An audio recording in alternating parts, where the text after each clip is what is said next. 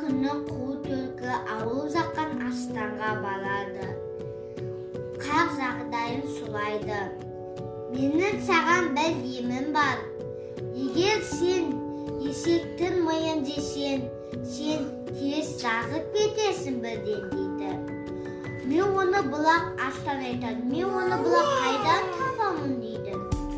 Сосын ол айтады. Мен оны өзім әкелемін дейді. Ауылда жүрген бір ешкіні көреді. Сосын ол сұрайды.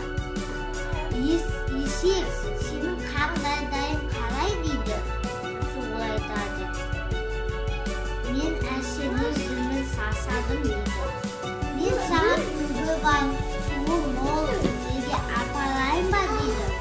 Сосын ол есек айтады. Я дейді да, күннің артына дейді.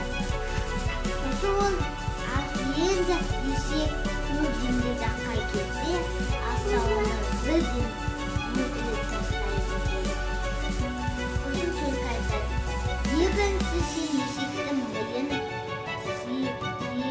өстен білу, екінші сен суыны бар, сонда ғана жазғасын дейді.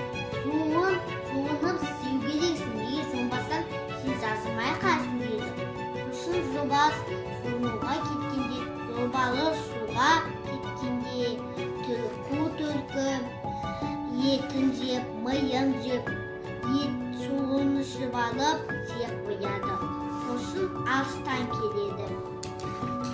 Бұл есектің миы қайда дейді. Түлкі айтады.